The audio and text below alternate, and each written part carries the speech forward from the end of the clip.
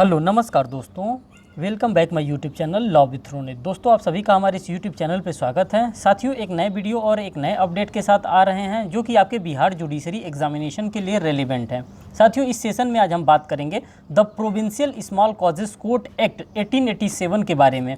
साथियों ये एक्ट इतना इंपॉर्टेंट है जो कि बार बार आपके एग्जामिनेशन में यहाँ से क्वेश्चन पूछा जाता है। और ये जो मैं एक्ट लेकर के आ रहा हूँ provincial small causes court act, ये साथियों आपके बिहार जुडिशरी का ही है। और ये बिहार जुडिशरी का ही मैं यहाँ पे स्मॉल कॉजेस कोर्ट एक्ट के बारे में हम बात करने वाले हैं। साथियों अगर हम बात करते हैं कि इसके बेयर एक्ट के बारे में, तो साथियों इसका बेयर एक्ट आपको इतनी आसानी से मिलता नहीं है। अगर मिलता भी है तो आपको डाउनलोडेड फॉर्म में, मीन्स कि ऑनलाइन फॉर्म में ही इसका बेयर एक्ट आप पा भी सकते हैं। अगर हम बात करते हैं टोटल इसमें कितने नंबर ऑफ सेक्शंस दिए हैं, तो थोड़ा सा इसको एनालिटिकल वे में हम यहाँ पे डील कर लेते हैं कि जो हमारे पास प्रांतीय लघुवाद न्यायालय अधिनियम 1887 का है, इसको थोड़ा सा हम एनालिटिकल डिस्कस करते हैं। तो देखिए एनालिटिकल अगर तरीके से हम डिस्कस करते हैं तो हम इसमें पहले देखेंगे कि कितने नंबर ऑफ इसमें सेक्शन है। तो साथियों अगर हम सेक्शंस की बात करते हैं तो टोटल जो सेक्शंस इसके अंतर्गत प्रोवाइड किए गए हैं वो सेक्शन नंबर 1 से लेकर के सेक्शन नंबर 37 तक इसमें टोटल सेक्शंस दिए गए हैं। कितना साथियों? तो टोटल 1 से लेकर के टोटल 37 सेक्शंस इसके अंतर्गत प्रोवाइड किए गए हैं।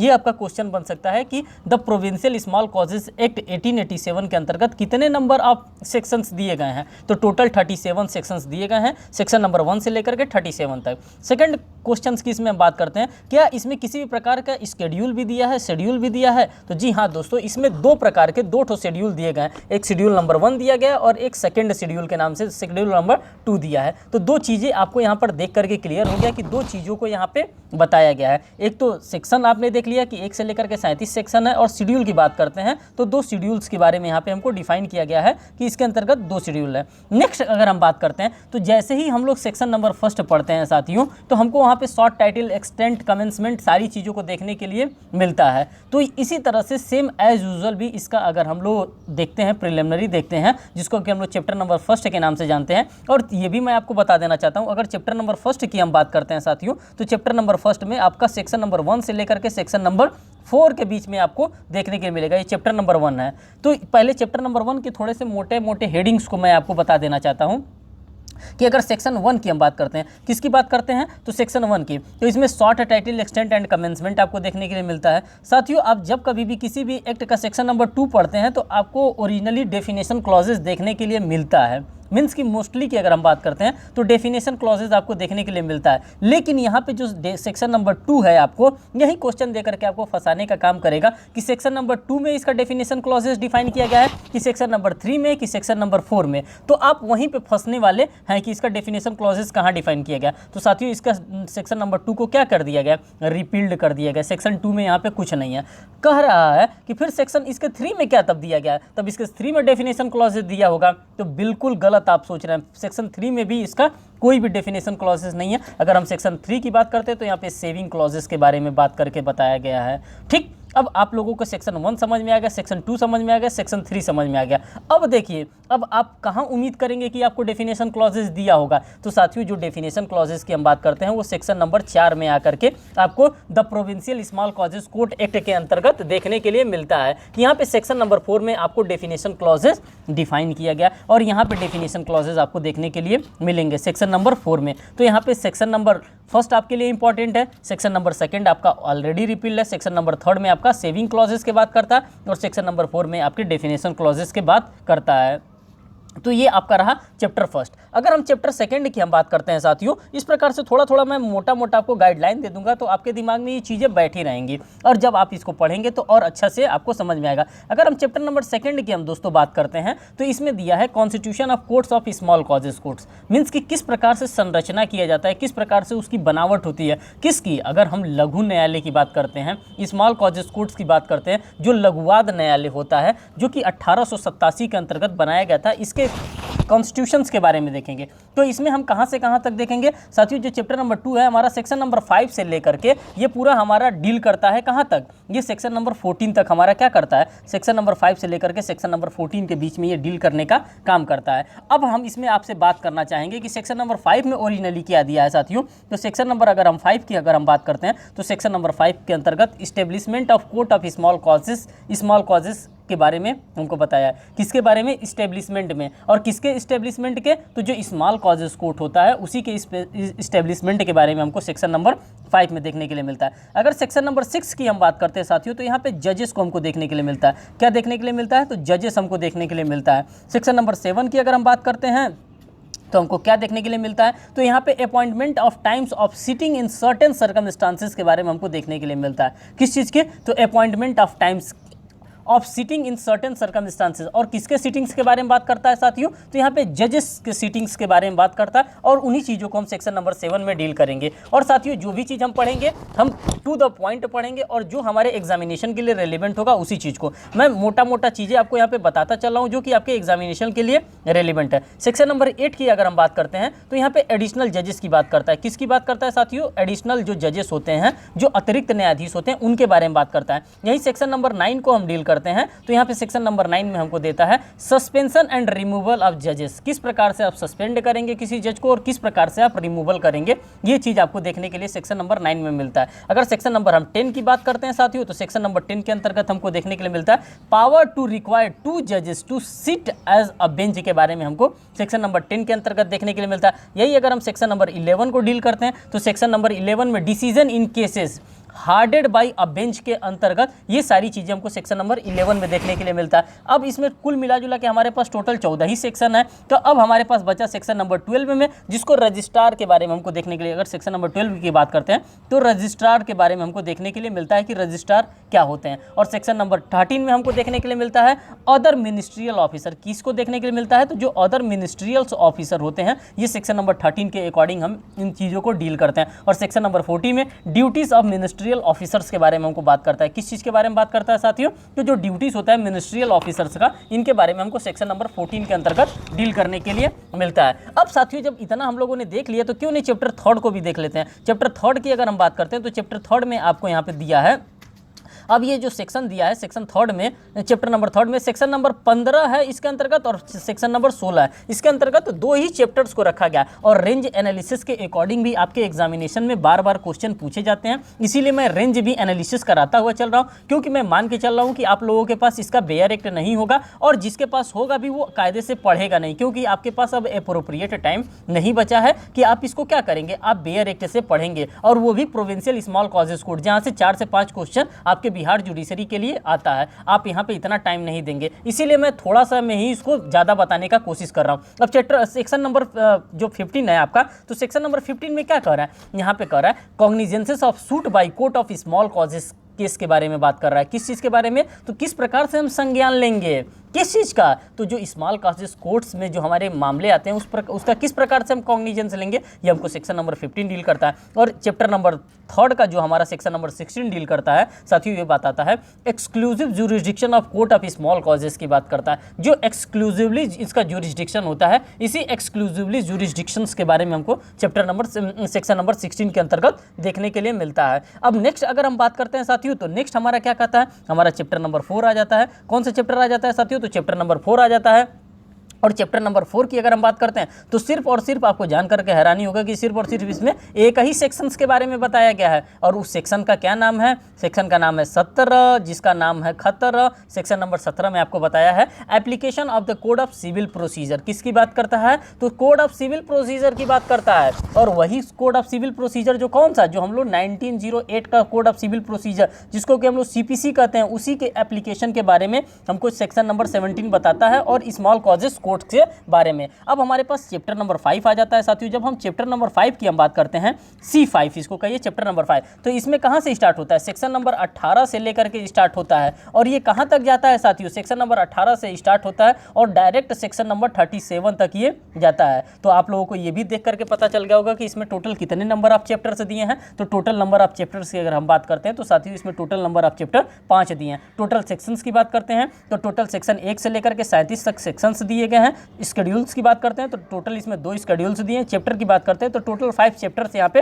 प्रोवाइड किए गए हैं। तो ये सारी चीज़ों को आपने एनालिसिस कर दिया। अब इसी के बिहाफ पे हम एक एक चीज़ को डील करते हुए एमसीक्यू सेशंस के अकॉर्डिंग चलेंगे और आप देखिएगा जब आप इसको पढ़ लेंगे, जब आपके एग्जामिनेशन में आएगा और जब आप प्रीवियस ईयर क्वेश्चंस को भी सॉल्व करेंगे तो आपको देख करके एक आपके दिमाग में एक अंडरस्टैंडिंग डेवलपमेंट हो जाएंगी और उसी अंडरस्टैंडिंग के अकॉर्डिंग आप क्या करेंगे, आप अपने क्वेश्चंस को फ्रेम करेंगे। तो साथियों बिना टाइम बर्बाद किए मैं यहाँ पे आपके एक एक क्वेश्चंस को यहाँ पे क्या कर रहा हूँ, सॉल्व कर रहा हूँ।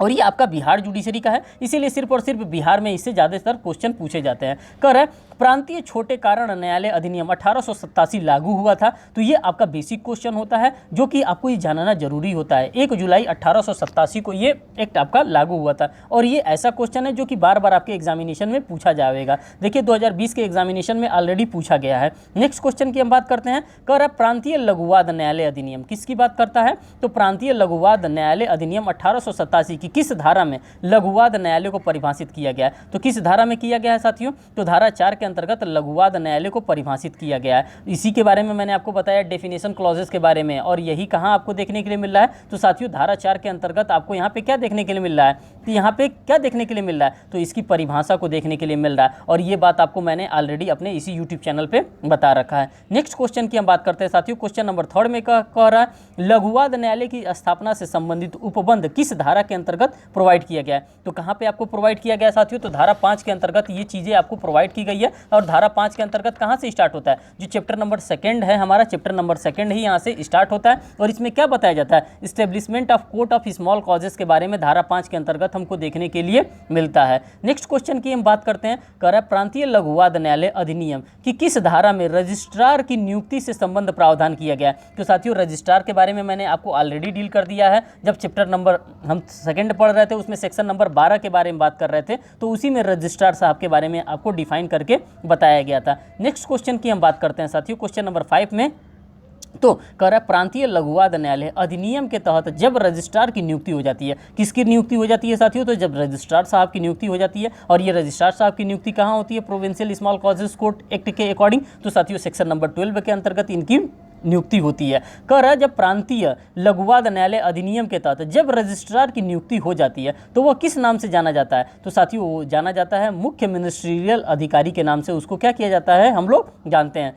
कब, जब provincial small causes court act 1887 को हम पढ़ते हैं तब। नेक्स्ट क्वेश्चन की हम बात करते हैं। कर रजिस्ट्रार को कितने रुपए के पुरुष तक के विचारणीय वाद को सुनने का अधिकार होता है, तो साथियों 20 रुपए से अधिक के मामले को सुनने का उनके पास क्या होता है, राइट होता है। किसके पास, तो रजिस्ट्रार साहब के पास इस प्रकार का सुनने का राइट्स होता है। नेक्स्ट क्वेश्चन की हम बात करते हैं। क्वेश्चन नंबर 7 में कर रजिस्ट्रार को लघुवाद न्यायालय के न्यायाधीश द्वारा विचारणीय वाद विचारण करने की शक्ति प्रदान करने का अधिकार किसके पास होता है, तो साथियों ये अधिकार किसके पास होता है, तो ये अथॉरिटी होता है जो राज्य सरकार के पास होता है। और बाय द टाइमिंग राज्य सरकार इनको क्या करता है, ये चीजें प्रोवाइड करने का काम करता है। नेक्स्ट क्वेश्चन की हम बात करते हैं साथियों। क्वेश्चन नंबर 8 की अगर हम बात करते हैं तो क्वेश्चन नंबर 8 में कह रहा है कि लघुवाद न्यायालय निम्न में से किन वादों का संज्ञान नहीं करता है, नहीं कर सकेगा। तो किन वादों का संज्ञान नहीं कर सकेगा साथियों, तो द्वितीय अनुसूची में उल्लिखित वादों का संज्ञान नहीं कर सकता है। और ये चीजें मैंने आपको ऑलरेडी ही बता दिया है कि जब आप लघुवाद न्यायालय पढ़ेंगे, मीन्स की the provincial small causes court act पढ़ेंगे, तो इसमें आपको 2 स्केड्यूल्स दिए गए हैं। और इसी स्केड्यूल्स के बारे में मैंने आपको ऑलरेडी बता दिया है कि यहाँ पे 2 स्केड्यूल्स हैं, जिसमें सेकेंड स्केड्यूल्स की बात यहाँ पे कर रहा है। तो ठीक, नेक्स्ट क्वेश्चन को हम ऑब्जर्व करते हैं। नेक्स्ट क्वेश्चन कर रहा है 1000 रुपये मूल्य तक के सिविल प्रवृत्ति के साथ वादों को सुनने की अधिकारिता देने की शक्ति किसके पास होता है साथियों, तो ये राज्य सरकार के पास, राज्य सरकार के पास नहीं, यहाँ पे राज्य सरकार होगा। यहाँ पे बाय द मिस्टेक राज्य सरकार लिखा गया है, यहाँ पे क्या होगा, राज्य सरकार के पास ये होता है। नेक्स्ट क्वेश्चन की हम बात करते हैं साथियों क्वेश्चन नंबर 10 में। और क्वेश्चन नंबर 10 में क्या कह रहा है, कह रहा है प्रांतीय लघुवाद न्यायालय अधिनियम की कौन सी धारा लघुवाद न्यायालयों को किस लघुवाद न्यायालयों द्वारा विचारणीय मामले में अनन्य अधिकारिता प्रदान करती है, मीन्स की एक्सक्लूसिव पावर कौन प्रदान करता है, तो साथियों ये सेक्शन नंबर 16 के अकॉर्डिंग हमें एक्सक्लूसिवली पावर देखने के लिए मिलता है। और यहाँ पे मैंने आपको ऑलरेडी बता भी दिया है कि exclusive jurisdiction of court of small causes के पास यहाँ पे सेक्शन नंबर 16 के अंतर्गत आपको देखने के लिए मिलता है। और सेक्शन नंबर 16 किस चैप्टर में फॉल करता है, तो साथियों चैप्टर नंबर सेक्शन नंबर 16 जो होता है आपका चैप्टर नंबर 3 के अंतर्गत फॉल करता है। और चैप्टर नंबर 3 हमारा किस चीज से डील करता है, तो चैप्टर 3 हमारा डील करता है jurisdiction of court of small causes के बारे में डील करता है और इसके अंतर्गत सिर्फ और सिर्फ 2 सेक्शन से डिफाइन किए गए हैं। चैप्टर नंबर 3 में सेक्शन नंबर 15 डिफाइन किया गया और सेक्शन नंबर 16 डिफाइन किया गया। ये चीज़ मैं आपको बार बार बताने का प्रयास कर रहा हूँ, जिससे आपके माइंड में बार बार ये बात अगर रेपिटेशन में आती रहेगी तो आप इस चीज़ को लर्न कर लेंगे। कह रहा है लघुवाद न्यायालय में विचारण में, लघुवाद न्यायालय में विचारण में क्या आता है, सिविल प्रक्रिया संहिता लागू होती है। मैंने ऑलरेडी ही आपको बता दिया कि सेक्शन नंबर 17 जब आप पढ़ते हैं तो वहीं पे आपको बताया है application of the code of civil procedure, जो कि 1908 का है। हमारा जो सीपीसी लागू होता है वो कहाँ पे लागू होता है, small provincial causes court act के अंतर्गत हमारा जो सिविल प्रोसीजर कोड होता है ये भी क्या होता है, अच्छे से अप्लाई होता है। अब नेक्स्ट क्वेश्चन की बात करते हैं साथियों। क्वेश्चन नंबर 33 में कह रहा है जब 2 न्यायाधीश की बेंच बैठी हो और उसमें आपस में मत भिन्नता हो तो उस मामले को उच्च न्यायालय में किस परिस्थिति में विनिर्दिष्ट किया जा सकता है। तो उपरोक्त सभी स्थितियों में किया जा सकता है और इसका जो करेक्ट आंसर मार्क किया जाएगा वो क्वेश्चन नंबर डी, सेक्शन आपका ऑप्शन नंबर डी मार्क किया जाएगा। फर्स्ट कह रहा है किसी विधि के प्रश्न के बारे में, अगर किसी भी लॉ का अगर कोई भी क्वेश्चन वहाँ पे अराइजेज हो रहा है तो उसको यहाँ पे देखा जाएगा, टेकअप किया जाएगा। सेकेंड कह रहा है किसी प्रथा के बारे में जो विधि का प्रभाव रखता हो उसको यहाँ पर हम लोग ऑब्जर्व करते हैं। नेक्स्ट कह रहा है किसी दस्तावेज के विवेचन के बारे में जो मामले में गुणवानुगुण को प्रभावित करता है, अगर किसी भी प्रकार से वो मेरिट टू मेरिट को क्या करता है, डिफेक्ट करता है, तब यहाँ पर ये देखा जा सकता है। उपरोक्त सभी स्थितियों में की बात कर रहा है। नेक्स्ट क्वेश्चन की हम बात करते हैं क्वेश्चन नंबर 13 की। क्वेश्चन नंबर 13 में कह रहा है कि न्यायाधीश कब वादपत्र को वापस अथवा अस्वीकृत कर सकता है। तो कौन सी ऐसी परिस्थितियां हैं, तो उपरोक्त दोनों परिस्थितियों में इस प्रकार से किया जा सकता है और इसका ऑप्शन नंबर सी आपका करेक्ट माना जाता है। अब किस चीज़ की बात कर रहा है साथियों, तो वादपत्र की बात करता है। नेक्स्ट क्वेश्चन को ऑब्जर्व करिए। क्वेश्चन नंबर 14 में कहता है कि संस्वीकृति के आधार रजिस्ट्रार द्वारा किन परिस्थितियों में डिक्री पारित की जा सकती है। तो किन परिस्थितियों में की जा सकती है साथियों, तो इसका करेक्ट आंसर सी होगा। उपरोक्त दोनों स्थितियों में की जा सकती है। पहला कह रहा है जब प्रतिवादी वादी के दावे को स्वीकृत कर लेता है। कब की बात कर रहा है, जब जो प्रतिवादी होता है वादी के किसी भी दावे को स्वीकृत कर लेता है। और सेकंड कह रहा है यदि न्यायाधीश अनुपस्थित हो और अपर न्यायाधीश नियुक्त न किया गया हो अथवा नियुक्ति किया गया हो लेकिन उपस्थित हो। तो दोनों के बारे में यहाँ पे बात कर रहा है। और ये हम पढ़ क्या रहे हैं, तो ये हम पढ़ रहे हैं स्मॉल कॉजेस कोर्ट एक्ट के बारे में हम पढ़ रहे हैं। नेक्स्ट क्वेश्चन नंबर 15 में यहाँ पे रजिस्ट्रार से रिलेटेड ज़्यादा क्वेश्चंस पूछे जा रहे हैं क्योंकि ये क्वेश्चंस आपके एग्जामिनेशन के लिए रेलिवेंट साबित होंगे। क्वेश्चन नंबर 15 में कह रहा है कि रजिस्ट्रार किन परिस्थितियों में डिक्रियों का निष्पादन कर सकेगा। तो किन परिस्थितियों में कर सकेगा साथियों, तो यहाँ पे जो ऑप्शन नंबर आपका सी है ये करेक्ट होगा। कह रहा उपरोक्त तो दोनों स्थितियों में आप क्या कर सकता है, यह निष्पादन किया जा सकता है। अब दोनों परिस्थितियों की बात करते हैं तो जब न्यायाधीश या अपर न्यायाधीश उपस्थित हो, और सेकंड कह रहा है जब उसे न्यायाधीश से अनुमोदन प्राप्त हुए हो तभी यहाँ पे किया जा सकता है। नेक्स्ट क्वेश्चन को ऑब्जर्व करते हैं। क्वेश्चन नंबर 16 में क्या कह रहा है कि जब कोई लघुवाद न्यायालय किसी वाद की सुनवाई कर रहा हो और ऐसा लगे कि लघुवाद न्यायालय में वादी द्वारा दावा किया गया अनुतोष अचल संपत्ति में किसी हक अथवा अन्य हक के साबित या न साबित होने पर निर्भर करता हो, जिसे ऐसा न्यायालय अंतिम रूप से विनिश्चित न कर सकता हो, तो न्यायालय किस चरण में साथियों, तो न्यायालय किसी भी चरण में, जैसे यहाँ पे ऑप्शन ए दिया है, वाद पत्र को वापस कर सकेगा। किसी भी स्टेजेस में क्या कर सकता है, वाद पत्र जो होता है, जो हमारा प्लेंट होता है, उसको क्या किया जा सकता है, वापस किया जा सकता है। और नेक्स्ट क्वेश्चन को ऑब्जर्व करते हैं। क्वेश्चन नंबर 17 में कह रहा है कि लघुवाद न्यायालय द्वारा पारित आदेश की अपील कहाँ की जा सकेगी। तो जिला न्यायालय में इसकी अपील की जा सकती है। और ये बात आपको ध्यान से देखना होगा क्योंकि वहाँ पे लघुवाद न्यायालय पढ़ रहे हैं और लघुवाद न्यायालय का अपील कहाँ होगा, उसके हायर अथॉरिटी में, और उसका हायर अथॉरिटी क्या होता है, तो जिला न्यायालय में इस प्रकार की वहाँ पे अपील की जा सकती है अगर आप वहाँ पे संतुष्ट नहीं होते हैं। नेक्स्ट क्वेश्चन की बात करते हैं। लघुवाद न्यायालय के आदेशों एवं डिक्रियों का पुनर्निरीक्षण करने की शक्ति किसके पास होती है साथियों, तो ये सिर्फ और सिर्फ उच्च न्यायालय के पास इस प्रकार की अधिकारिता होती है। और इस प्रकार के जो अधिकारिता का इस्तेमाल कौन कर सकता है, सिर्फ और सिर्फ उच्च न्यायालय मीन्स की हाई कोर्ट के द्वारा ही किया जा सकता है। नेक्स्ट क्वेश्चन को ऑब्जर्व करिए साथियों। नेक्स्ट क्वेश्चन में कह रहा है कि उच्च न्यायालय किन परिस्थितियों में लघुवाद न्यायालय में पारित आदेश और डिक्री का पुनः परीक्षण कर सकेगा। तो किसमें कर सकेगा, तो साथियों उपरोक्त दोनों स्थितियों में कर सकेगा। पहला कह रहा है जब पीड़ित पक्षकार आवेदन करे, और बी कह रहा है उच्च न्यायालय स्वयं भी अपने समाधान पर पुनर्निरीक्षण कर सकेगा। तो दोनों की बातों को यहाँ पे आपको देखने के लिए मिल रहा होगा आइडिया। नेक्स्ट क्वेश्चन की बात करते हैं। क्वेश्चन नंबर 20 में कह रहा है लघुवाद न्यायालय किसकी बात कर रहा है? लघुवाद न्यायालय निम्न में से किसके अधीन है? तो इसके किसके अधीन काम करता है साथियों? तो जिला न्यायालय के प्रशासनिक नियंत्रण और उच्च न्यायालय के पर्यवेक्षणाधीन के अंतर्गत ये काम करता है। कौन काम करता है? तो लघुवाद न्यायालय इसी पे काम करता है। नेक्स्ट कर रहा है, लघुवाद न्यायालय द्वारा प्रयुक्त मुद्रा के संबंध में कौन नियम बना सकता है? तो कौन नियम बना सकता है साथियों? तो यहाँ पे राज्य सरकार के पास ही अथॉरिटी होती है कि क्या कर सकता है, स्मॉल कॉजेस कोर्ट के अकॉर्डिंग यहाँ पे नियम भी बना सकता है। और ये हम स्मॉल कॉजेस कोर्ट एक्ट पढ़ कहाँ के लिए रहे हैं? तो साथियों हम small causes court act Bihar judiciary के लिए पढ़ रहे हैं, जो कि हमारे बिहार जुडिशरी के लिए रेलिवेंट साबित होगा। क्वेश्चन नंबर 22 को ऑब्जर्व करिए, लघुवाद न्यायालय को विघटित करने की शक्ति किसके पास होती है साथियों? तो राज्य सरकार के पास इस प्रकार की शक्ति होती है कि जो लघुवाद न्यायालय होता है इसको क्या कर सकता है? उसको विघटित कर सकता है, उसको समाप्त कर सकता है। 23 नंबर के क्वेश्चन को ऑब्जर्व करिए, कह रहा है कि प्रांतीय लघुवाद न्यायालय में विचारण में कौन सी प्रक्रिया अपनाई जाती है? तो इसके विचारण में कौन सी प्रक्रिया अपनाई जाती है साथियों? तो संक्षिप्त विचारण की जो प्रक्रिया होती है, यही संक्षिप्त विचारण की प्रक्रिया को क्या किया जाता है? यहाँ पे अप्लाई किया जाता है। नेक्स्ट क्वेश्चन को ऑब्जर्व करते हैं, क्वेश्चन नंबर 24 में कह रहा है कि प्रांतीय लघुवाद न्यायालय अधिनियम निम्नलिखित में से किसको प्रभावित नहीं करेगा? तो निम्नलिखित में से किसको प्रभावित नहीं करेगा साथियों? तो ये निम्नलिखित में से उपरोक्त तो सभी को प्रभावित नहीं करेगा। सभी को प्रभावित में ए वाले ऑप्शन कह रहा है, इस अधिनियम के लागू होने के पूर्व दाखिल किसी वाद में कि किसी कार्यवाही को चाहे डिक्री पारित की गई हो या नहीं की गई हो, इसको भी नहीं प्रभावित करेगा। सेकंड कह रहा है साथियों कि तथ्यों या सिविल प्रवृत्ति के अन्य दावों के संबंध में तत्समय प्रचलित किसी विधि के अधीन किसी मजिस्ट्रेट की अधिकारिता को यहाँ पे भी प्रभावित नहीं करेगा।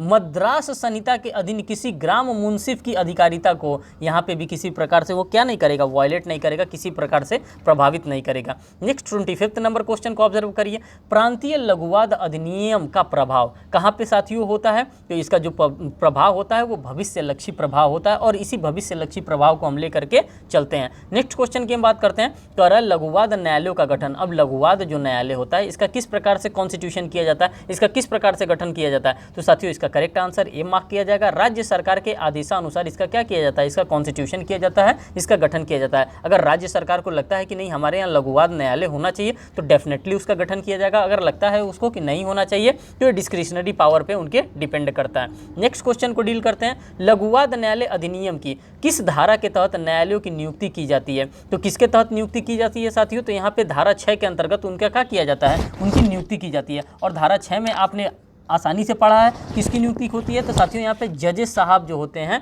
तो जजेस साहब की यहाँ पे क्या होती है? न्यायालयों में नियुक्ति की जाती है। किसकी? तो न्यायाधीशों की नियुक्ति की जाती है। धारा 6 के अंतर्गत मैंने आपको ऑलरेडी डील करा दिया है। क्वेश्चन नंबर 28 की बात करते हैं, लघुवाद न्यायालय के न्यायाधीश की नियुक्ति करने की शक्ति किसके पास होती है? तो राज्य सरकार के पास इस प्रकार की शक्ति होती है। और कौन करता है साथियों? तो राज्य सरकार के द्वारा ही इस प्रकार का किया जाता है। क्वेश्चन नंबर 29 की हम बात करते हैं। क्वेश्चन नंबर 29 में कह रहा है कि लघुवाद न्यायालय का कोई न्यायाधीश अपने बैठने का समय और दिनांक कब नियत कर सकेगा? तो उपरोक्त सभी परिस्थितियों में क्या कर सकता है? नियत कर सकता है। एक कह रहा है जब उसे एक से अधिक लघुवाद न्यायालय का न्यायाधीश नियुक्त किया गया हो, पहला ऑप्शन। सेकंड ऑप्शन में कह रहा है जिला न्यायाधीश की पूर्वानुमति ले ली गई हो। अगर जिला न्यायाधीश के द्वारा पहले से ही बता दिया गया होगा, उनसे पहले ही क्या कर लिया गया, इस टॉपिक पे डिस्कस कर लिया गया होगा, अगर उन्होंने दे दिया होगा अनुमति कि हाँ आप कर सकते हैं, तो आप कर सकते हैं। किससे? जिला न्यायाधीश से। जिला न्यायाधीश की बात कर रहा है, न्यायाधीश, जिला मजिस्ट्रेट नहीं,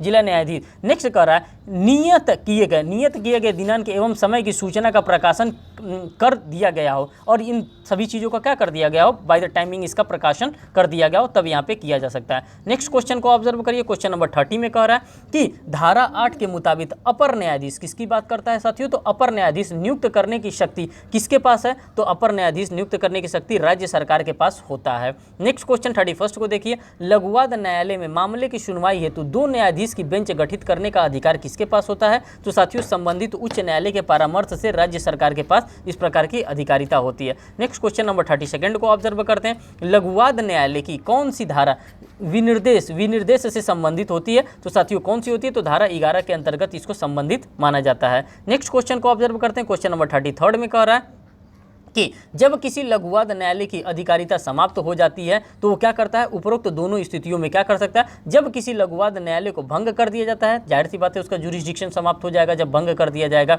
उसकी अधिकारिता समाप्त हो जाएगी, उसके पास से सारे राइट्स को ले लिया जाएगा, उसके सारे लायबिलिटीज़ को ले लिया जाएगा, जब रहेगा ही नहीं, जब राज्य सरकार चाहेगा ही नहीं तो क्या होगा, खत्म हो जाएगा। सेकंड कर रहा है, जब उसकी अधिकारिता, किसकी बात कर रहा है, जब उसकी अधिकारिता किसी अन्य न्यायालय के अतिरिक्त कर दी जाती है तब दोनों की ही समाप्त हो जाती है, तब इसी अंतर्गत जो लघुवाद होता है समाप्त हो जाता है। नेक्स्ट क्वेश्चन को ऑब्जर्व करिए, क्वेश्चन नंबर 34 में, यदि किसी लघुवाद न्यायालय की किसी बेंच में आपस में मत भिन्नता और ऐसी मत भिन्नता धारा 11 सब क्लॉज 1 में दिए गए आधारों से भिन्न आधारों पर हो तो उस बेंच के वरिष्ठ न्यायाधीश का विचार प्रभावी होगा। वरिष्ठ न्यायाधीश के संबंध में कौन सा कथन सत्य है, तो साथियों यहाँ पे बी वाला कथन इसका सत्य है। यही यदि बेंच में एक न्यायाधीश और दूसरा अपर न्यायाधीश हो तो न्यायाधीश वरिष्ठ होगा। यहाँ पे वरिष्ठता को क्या दिया जाएगा, यहाँ पे वरिष्ठता को एक आपको ज़्यादा वेटेज दिया जाएगा। नेक्स्ट क्वेश्चन की बात करते हैं, क्वेश्चन नंबर 35 में कह रहा है लघुवाद न्यायालय अधिनियम की कौन सी धारा रजिस्ट्रार की नियुक्ति से संबंधित है।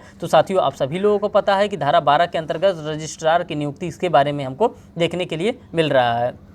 नेक्स्ट क्वेश्चन को ऑब्जर्व करते हैं, क्वेश्चन नंबर 36 में कह रहा है लघुवाद न्यायालय अधिनियम की धारा 12 के अंतर्गत लघुवाद न्यायालय के रजिस्ट्रार को अधिकारिता प्राप्त है। तो किस प्रकार का अधिकारिता प्राप्त है साथियों, तो दोनों प्रकार का, प्रशासनिक अधिकारिता और न्यायिक अधिकारिता, ये दोनों अधिकारिता इनको प्राप्त है। क्वेश्चन नंबर 37 की बात करते हैं, लघुवाद न्यायालय का मुख्य प्रशासनिक अधिकारी कौन होता है। तो मुख्य प्रशासनिक अधिकारी कौन होता है साथियों, तो रजिस्ट्रार महोदय होते हैं इसके मुख्य प्रशासनिक अधिकारी। नेक्स्ट क्वेश्चन की बात करते हैं, रजिस्ट्रार को न्यायिक अधिकारिता प्रदान करने की शक्ति किसके पास होती है, तो राज्य सरकार के पास इस प्रकार की शक्ति प्राप्त होती है और राज्य सरकार के ही द्वारा ये सारी चीज़ों को हैंडल किया जाता है। नेक्स्ट क्वेश्चन नंबर 39 की बात करते हैं, रजिस्ट्रार को न्यायिक अधिकारिता कितने रुपए मूल्य तक के वादों का प्राप्त है। तो साथियों यहाँ पे आप मूल्य भी देख लेंगे, 20 रुपए मूल्य तक के वादों के अधिकार को यहाँ पे क्या कर सकते हैं, पिक्यूनरी एक लिमिट दे दिया है और ये लिमिट किसकी है, पिक्यूनरी जुरिस्डिक्शन की लिमिट को यहाँ पे डील कर रहा है। नेक्स्ट क्वेश्चन नंबर 40 की हम बात करते हैं, मिनिट्रियल अधिकारों के कर्तव्य एवं अधिकारों के बारे में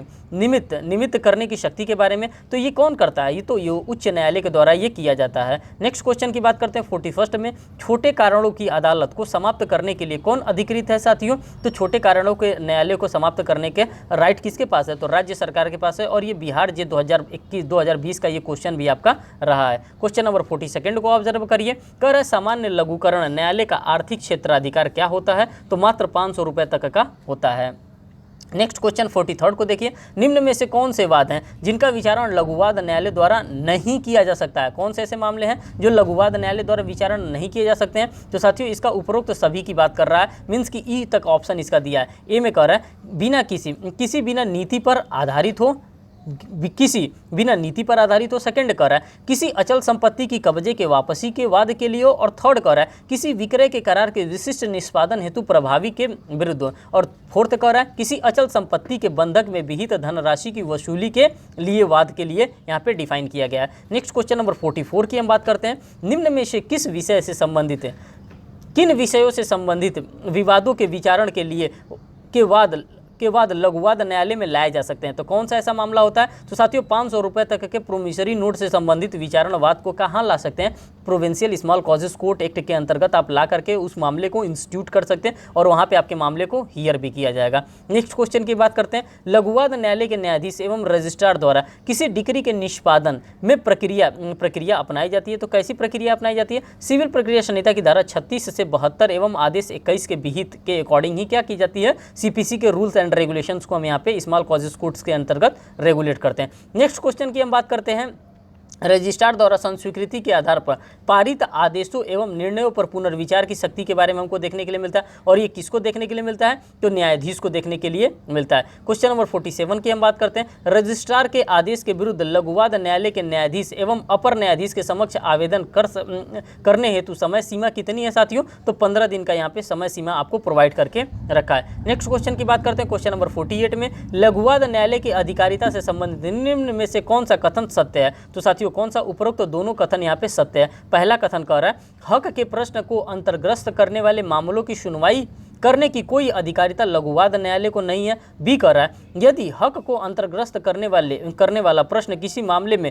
सांपार्श्विक रूप से उत्पन्न होता है तो लघुवाद न्यायालय उस मामले का विचारण कर सकेगा। साथियों यहाँ पे 48 नंबर तक क्वेश्चन था। इन सभी 48 नंबर के क्वेश्चन को मैंने यहाँ पे एनालिसिस करने का आपके सामने कोशिश किया। जहाँ तक जो भी चीज़ें हो सकी वो चीज़ें मैं आपको समझाने का भी कोशिश किया। और ये जो provincial small causes court act है साथियों, ये आपके एग्जामिनेशन के लिए बहुत ही रेलिवेंट साबित होता है, क्योंकि यहाँ से 5 से 6 क्वेश्चन आपको एग्जामिनेशन में देखने के लिए मिलेगा ही मिलेगा। और ये इसकी रेलेवेंसी आपको सिर्फ बिहार में अभी देखने के लिए मिलेगी। साथियों अगर मैं आपको बताना चाहूँगा तो टोटल 37 सेक्शंस के बारे में मैंने आपको बता दिया था कि टोटल 37 सेक्शंस इसमें थे। उन सबों में से अगर सबसे ज़्यादा तक आपका इंपॉर्टेंट था तो चैप्टर नंबर 3 तक, चैप्टर नंबर 4 तक आपके पास इंपॉर्टेंट था, जिसमें application of the code of civil procedures की बात की जा रही थी। यहाँ तक से बहुत ज़्यादा क्वेश्चन चैप्टर नंबर 4 तक आपसे पूछते जाते हैं, जो कि सेक्शन नंबर 17 होता है। अगर हम यहीं पे सेक्शन नंबर 18 की बात करते हैं, जिसमें trial of suits by registrar के बारे में देखने के लिए मिलता है, additions, return and rejections, plaint of registers के बारे में,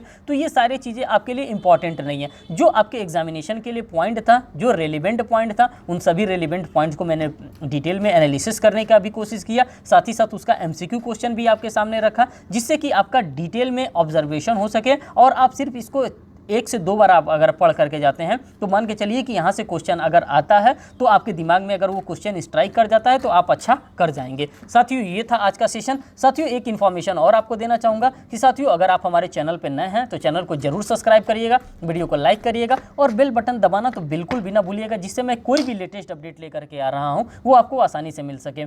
साथियों इस चैनल को जरूर ज़्यादा से ज़्यादा लोगों तक शेयर करिएगा जो बिहार जुडिशरी का एग्जामिनेशन का प्रिपेयर कर रहा है। थैंक यू दोस्तों।